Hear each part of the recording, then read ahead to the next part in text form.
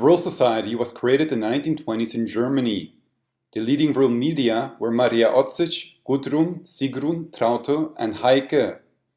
The Vril emblem has the following meaning. Left, the black side, represents the present dark age of lies and deception. An evil cabal rules over this world and creates war after war.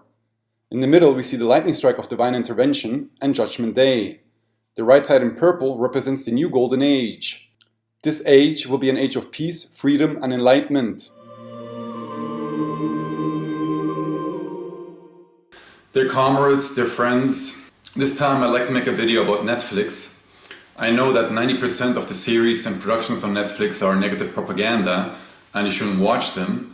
Nevertheless, there are a few series that I'd like to mention. I've shown in many videos, my German YouTube channel or my English YouTube channel, that time travel is practically possible. I cite multiple sources. Among other things, the Philadelphia experiment was also a time experiment. Billy Meyer claims this in his book, The Truth About the Pleiadians, that he traveled with a Nordic extraterrestrial back in time to see Jesus Christ.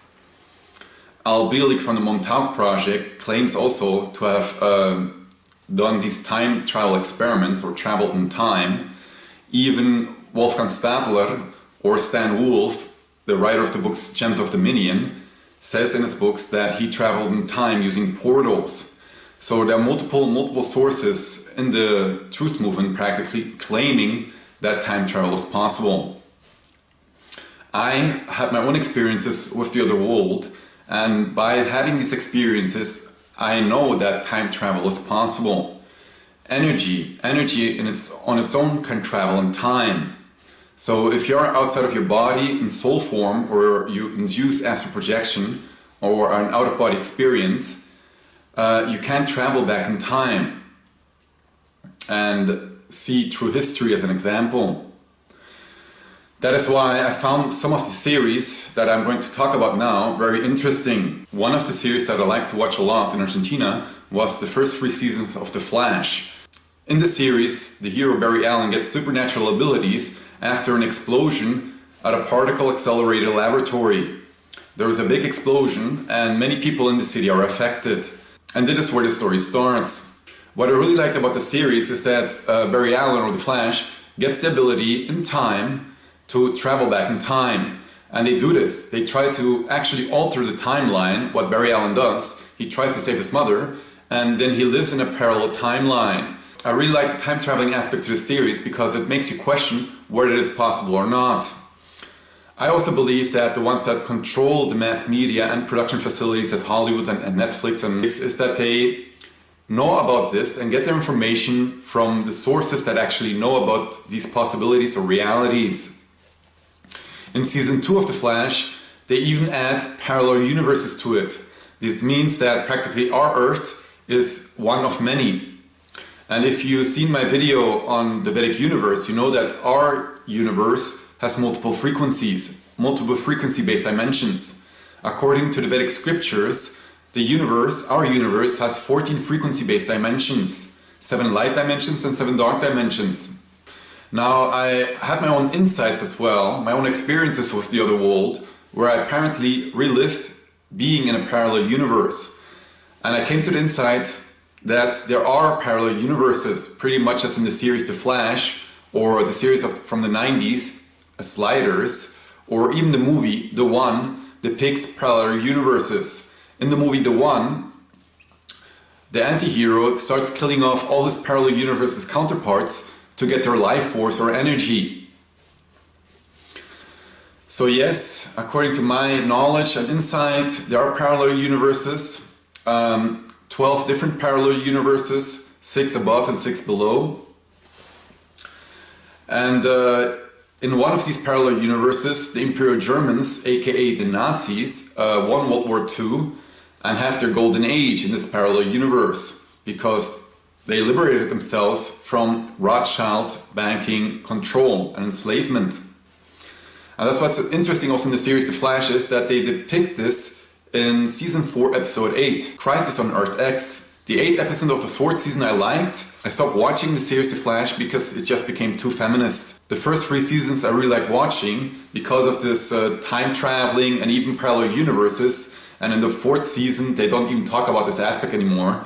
So yeah, well, it was pretty interesting watching season 3 and 2 of The Flash because I understood about the time remnants from my own experiences with the other world, spiritual warfare practically, that I understood it, that even the ones that made the series understand how time traveling, if an entity can travel in time, can influence the timeline, and how theoretically you can kill her in the past, but it's her future, but she still exists and does damage in your future. That's a time remnant. So I understood that from the series.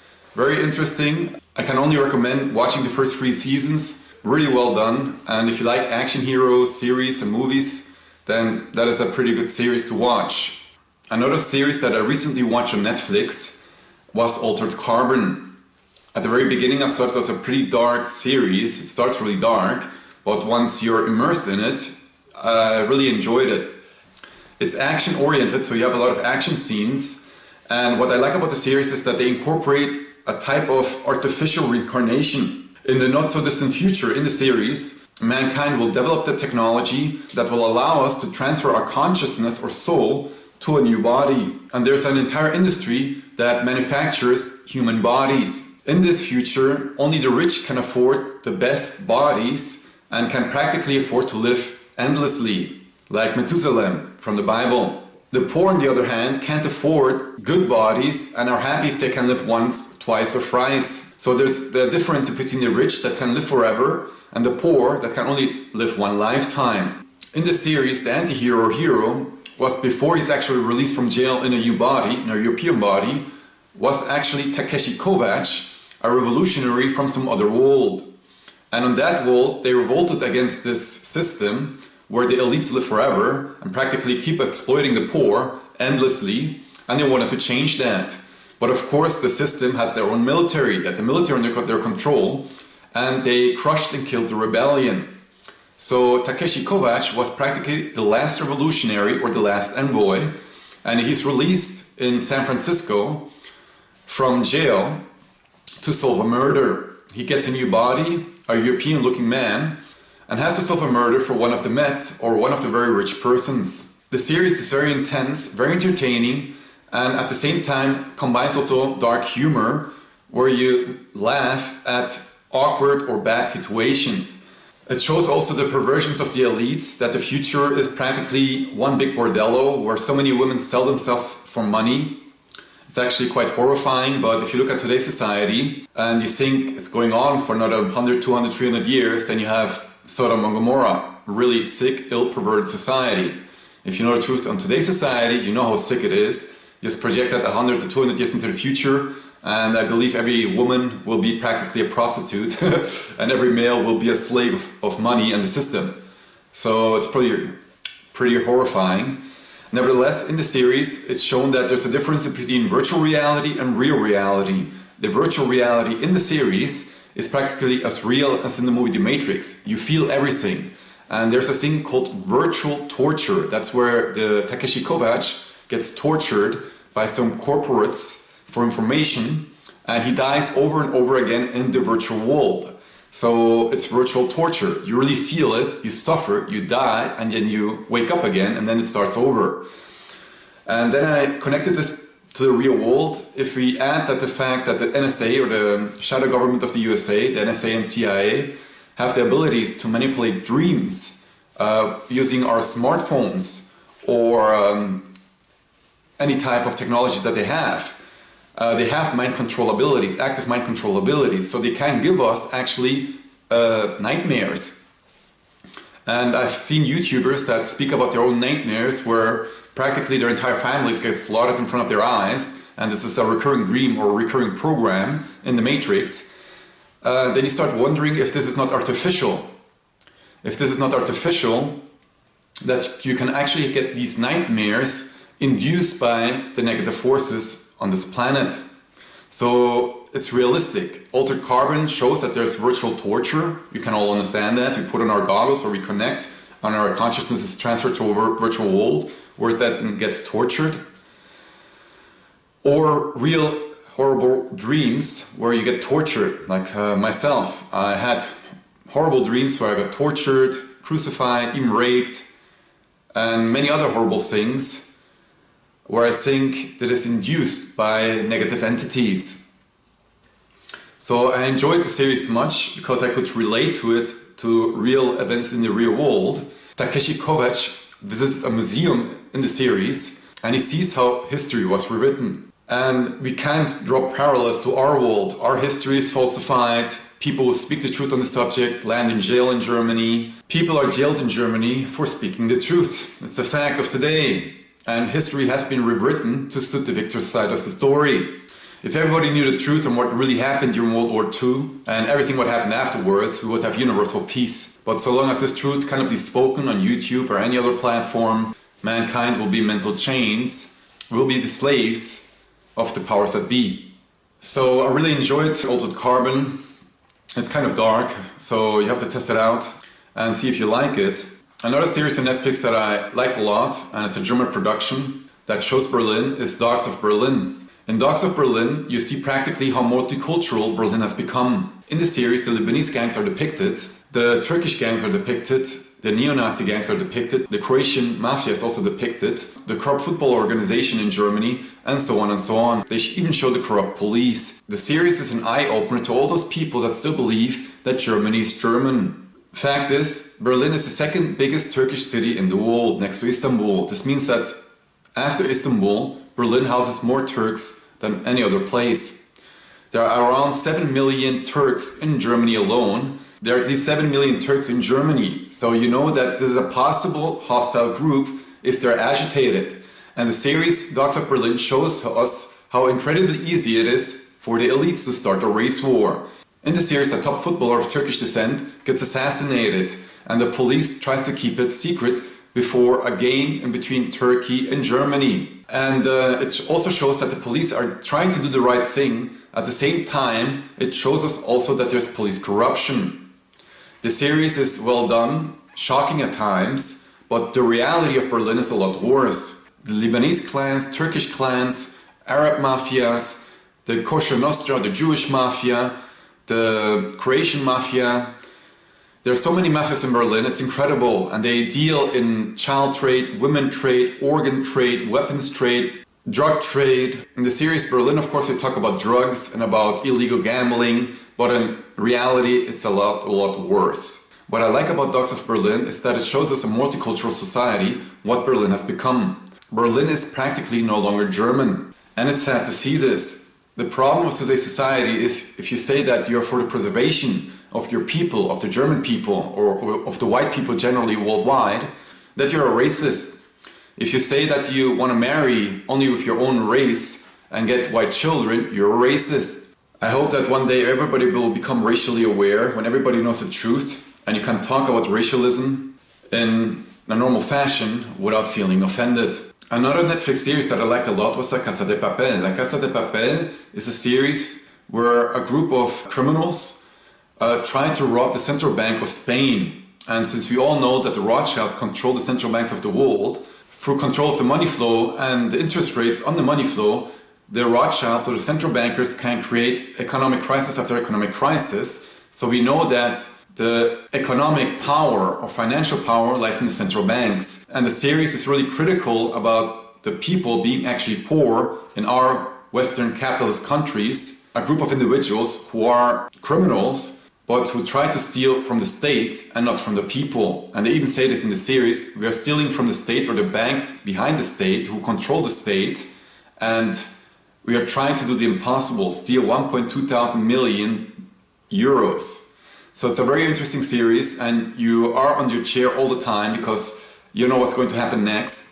And until the last episode, you don't know if the mission succeeds or the heist succeeds. So you keep watching the series and it's very, very well done. If you want to enjoy a good crime movie, then I suggest you watch it. Another series that I watched recently on Netflix was Awake. Awake is a series where an officer has an accident with his wife and kid, and he has a psychosis afterwards, after his accident, and starts living in two worlds. When he goes to bed and falls asleep, he wakes up in another world. In one world, his wife survived and his son died. And in the second world, his wife died and his son died. What's really interesting about the series is that he goes to a psychiatrist or a psychologist in every reality and explains his reality to the psychiatrist, and the psychiatrist then reacts as he was taught to react. He tells him that his other world, where his son or wife survived, is his mind creating this other reality to suppress the fact that he lost his wife or his son. But both psychiatrists of both worlds do this. I really like the series because it's refreshing to see that they're becoming aware that this spiritual realms or the other world that really exists. For me, I became aware since 2007 of the other world. I know that there are spirits and souls and even other frequencies and other worlds that we cannot see with our own eyes. And I can commute with the spirit world without problems. I have 2 female succubi with me all the time. They're always with me and can always help me when needed.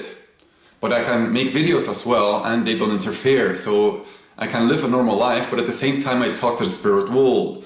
So in the series Awake, I see that it's possible to actually explain to people that even people with certain insights know that the psychiatrists and psychologists who are indoctrinated by our educational systems to believe that everything originates from the mind only and not from some other source, like the spiritual world, and the patient knows better. But I rarely talk about the other world or my experiences in the other world because it's really difficult to talk about this without being ridiculed. And my experiences with the other world, well, sometimes it's nice, sometimes it's horrifying what happens there.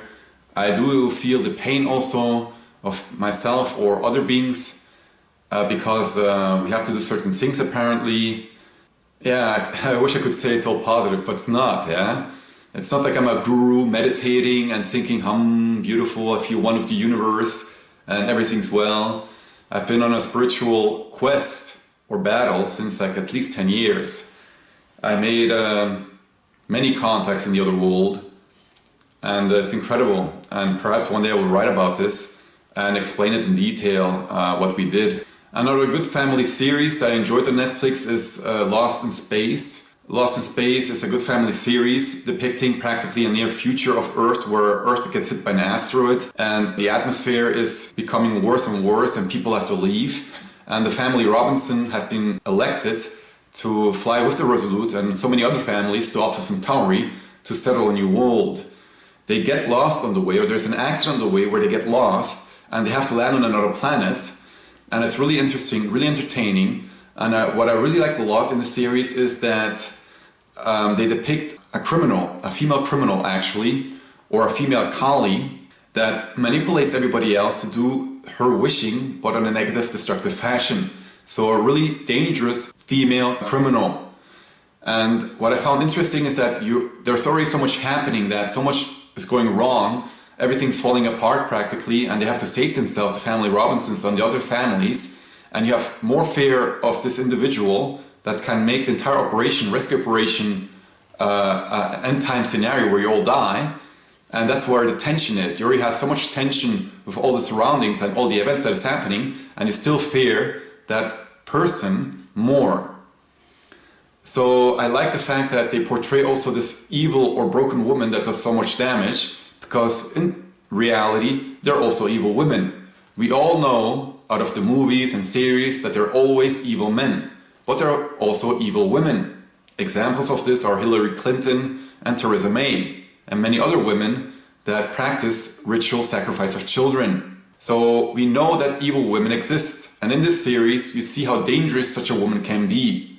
So a very interesting series, Lost in Space. It also has an open ending, so they're going to produce a second season, and I'm looking forward to it. The last series that I'd like to talk about is Stranger Things, also available on Netflix. It's a kind of a dark series, but very interesting and well made. But at the beginning I didn't want to watch it because it was so dark. But nevertheless I kept watching, and it depicts a parallel universe that is really dark and negative, but it's based in the 90s, and people in the 90s in America find out the truth on their way and see that there's a big government conspiracy in the 90s already, which is the truth. In the 90s there was also a government conspiracy, and they see that the government in the 90s abducts children for the MK Ultra mind control program.